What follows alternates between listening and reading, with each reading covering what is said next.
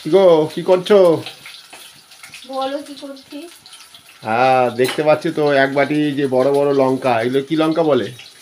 কাশ্মীরি লঙ্কা নাকি? না, কি জানি নাম জানি না, বোম্বাই লঙ্কা। বোম্বাই এগুলো লঙ্কা। দিয়ে আচার হয়, আর এই যে পকোড়া করছি লঙ্কার। এই দেখো তোমাদের দিদি, শীতকাল পড়ে গেছে আর বড় বড় কাঁচা লঙ্কাটা আমি এনেছিলাম 4-5 দিন আগে। সেইগুলো কেটে ফেটে রেডি করে। এতে আছে চাল গুঁড়ো, হ্যাঁ, একটু হলুদ গুঁড়ো, লঙ্কা গুঁড়ো, আর একটু গোটা জিরে। জোয়ান বা কালো জিরেও দিতে পারো।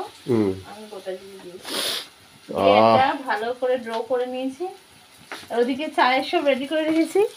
পকোড়া দিয়ে চা খেতে গেলে চাটা একটু দেরি করে করতে হবে, নইলে পকোড়া শেষ হয়ে যাবে। পকোড়া সব শেষ হয়ে যাবে। এই পকোড়াটা তিন্নি খুব ভালো খায়। তিন্নির বাবা? তিন্নির বাবাও ভালো খায়। গত বছর মনে হয় যে তিন্নির বন্ধু এসেছিল, সমৃদ্ধি। হ্যাঁ, ও খুব ভালোবাসে। ও বলেছে আন্টি আর একদিন যাবো, করবে, ও এলে আবার করবো। তা চলো দেখো সেই গরম গরম সন্ধ্যাবেলা শীতকালে খাবারটা কিরম হচ্ছে। এদের সন্ধে হলেই চাই কিছু না কিছু কিছু একটা খাবার চাই। এবার রোজ রোজ কি কিনে আনবে? তিন্নি বাইরের খাবারই বেশি পছন্দ করে, কিন্তু রোজ তো বাইরের খাবার খাওয়া ঠিক না। আর রোজ দেখবে খেতেও ভালো লাগে না।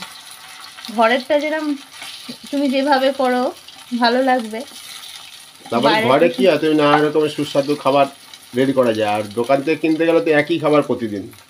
হ্যাঁ, অনেক রকম খাবারও পাওয়া যায়, কিন্তু তাতে সরি, ঠিক মনোভূত হবে না, মনে হবে আর একটু হলে ভালো হতো। কিন্তু এই যে এতগুলো লঙ্কা আমি কেটেছি, যেখানে মধ্যে 15-20টা লঙ্কা আছে।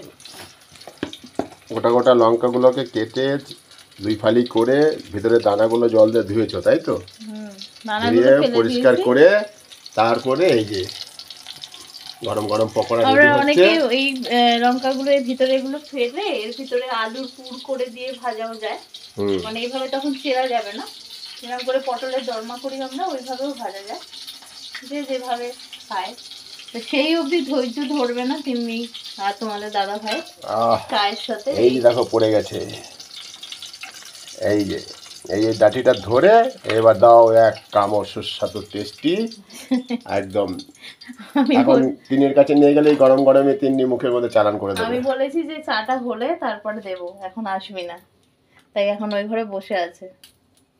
গন্ধ পাচ্ছে আর ডাকছে মাঝে মাঝেই। আমাদের হরিও খায়, আমাদের তুত্তুরি নেয়, খাক না খাক ওর লাগে, ওকে দিতে হবে। সবাই মিলে খাওয়াটা একটা মজাই আলাদা। বাড়িতে তো আমরা এই কজন, তিন্নি, আমি, তোমার দাদা আর তোমাদের দাদা ভাই আর হরি, তুরি, আর ভাগ্যিস মাছগুলো খায় না। তো আজকের এই ছোট্ট আমার একটা ভিডিও দিলাম, কেমন লাগলো বলো। মানে এই যে পকোড়াটা যে হচ্ছে, এটা খেতে তো খুব টেস্টি হবে। আমরা তো খাবোই, তোমাদেরও খাবার জন্য নিমন্ত্রণ করা রইল। যার যার খেতে ইচ্ছা হবে চলে আসবে, ফ্রিজে ভর্তি করা আছে। কি হ্যাঁ, এইসব জিনিস ফ্রিজে এনে রেখে দেয় দাদা ভাই। হ্যাঁ, চলে আসো বন্ধুরা।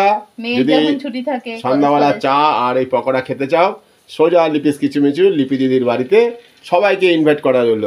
চলো টাটা। সঙ্গে ডিনার করে যাবে, পকোড়া খেয়ে যাবে না।